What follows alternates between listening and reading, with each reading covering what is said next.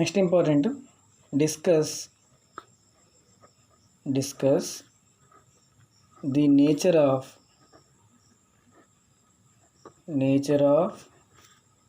Sequence r power n for all -1 less than or less than or equal to 1. So -1 less than or less than or equal to 1కి discuss చేయాలి. ఇప్పుడు దీనికన్నా first మనం ఏం చేస్తామంటే proof solution. Given sequence, ఏమిచ్చారు sequence, given sequence r power n. ఇక్కడ -1కి 1కి మధ్య r ఉంది కదా, r ఈక్వల్ టు 1 కూడా ఉంది. సో కేస్ 1లో for r is equals to 1,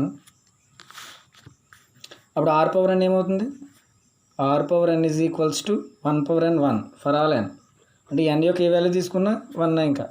so r power n 1 అంటే అర్థం ఏంటి, therefore sequence r power n is constant sequence అవుతుంది. Constant sequence converges to 1 and converges to 1.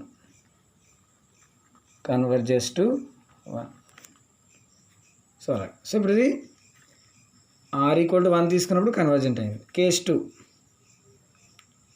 Case 2లో మధ్యలో ఇక్కడ 0 వస్తుంది కదా, సో r ఈక్వల్ టు 0 తీసుకోండి.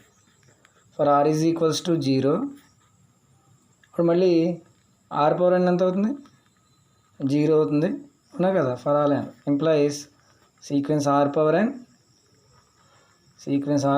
n converges to 0. ఇప్పుడు case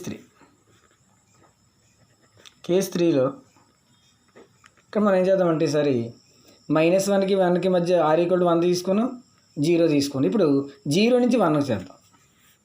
0 less than or less than 1, 0కి 1కి మధ్య r వాల్యూ ఉన్నప్పుడు ఎలా చేయాలంటే r బదులు put r is equals to 1/n 1 plus h రాద్దాం, వేర్ h గ్రేటర్ దెన్ 0.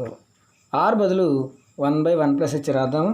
అప్పుడు r పవర్ n ఏమవుతుంది, 1/1 plus h whole power n, 1/1 plus x whole power n, expansion 1 plus nx plus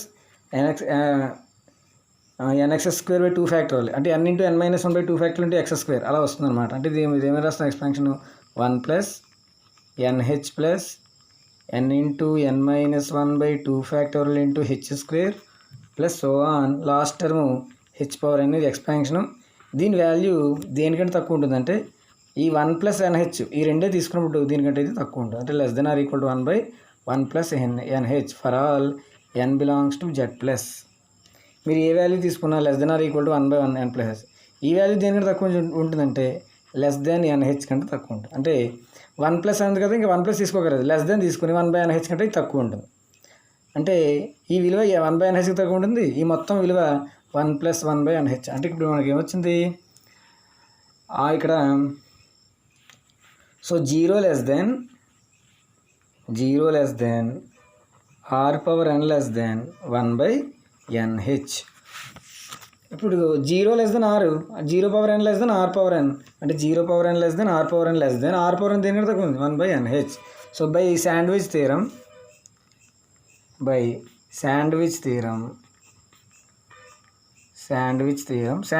చెప్తుంది ఈ రెండు లెస్ దెన్ మధ్యలో ఉంది, ఇది ఈ లిమిట్ మనకు కావాలి కాబట్టి ఈ లిమిట్ కట్టి సరిపోతుంది.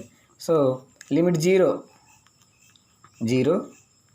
Limit 1/nh as entrance to infinity, ఇది కూడా 0 కాబట్టి రెండు ఈక్వల్ కాబట్టి మధ్యలో లిమిట్ ఏమవుతుంది, so limit r power n is equals to 0. Therefore దీని అర్థం ఏంటి, sequence r power n converges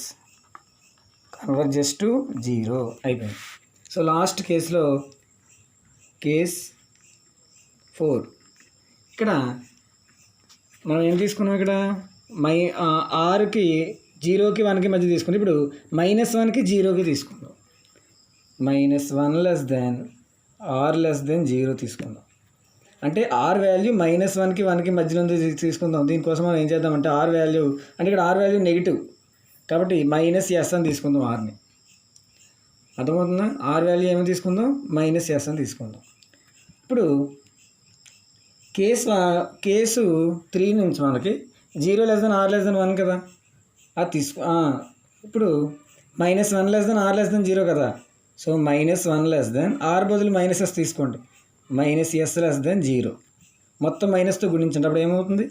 1 > s 0 అంటే ఏమొస్తుంది? మళ్ళీ 0 s 1. సో ఇక్కడ 0 s 1 లిమిట్ r⁴n కదా కట్టాలి. అంటే లిమిట్ r⁴n. r అంటే ఏంటి? -s n. దీన్ని ఏమని రాయొచ్చు? Limit -1/n into s⁴n. మళ్ళీ దీన్ని ఏమని రాయొచ్చు? Limit -1/n into limit s⁴n. ఇక్కడ చూడండి 0 s 1 లిమిట్ s⁴n. ఇక్కడ చూడండి 0 r 1 అయితే లిమిట్ r⁴n ఎంత వచ్చింది? 0 వచ్చింది. అంటే లిమిట్ s⁴n ఎంత వస్తుంది? 0. అంటే 0 into something 0. So that is equals to 0. ఎందుకు? 0 s 1 కాబట్టి limit s⁴n 0, 0 into something 0. Since by case 2 by case 3 by 3. So ఇప్పుడు అర్థమైంది మీకు? దేర్ఫోర్ ఇప్పుడు లిమిట్ r⁴n ఎంత వచ్చింది? 0 వచ్చింది. Therefore sequence r⁴n converges.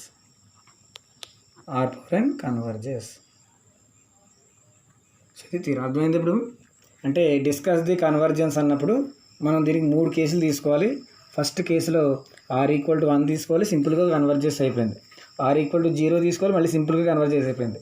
0కి 1కి మధ్యలో r ఉందని తీసుకుంటే ఇక్కడ r = 1/1 + h రాయాలి, పాజిటివ్ నెంబరు. సో అప్పుడు ఇది మొత్తం ఎక్స్పాన్షన్ వస్తుంది. దీని వాల్యూ దీనికి తక్కువ అని చూపించి బై శాండ్విచ్ థియరం ఈజీగా ఇది లిమిట్ r⁴n 0 అని చెప్పవచ్చు.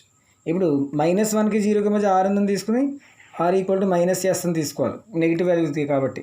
సో -1 r బదులు -s రాస్తే <0. So 1 > s 0, 0 s 1 limit r⁴n limit s⁴n 0 s 1 ఇప్పుడు కేస్ 3 నుంచి ఏం చేయొచ్చు? Limit s⁴n 0.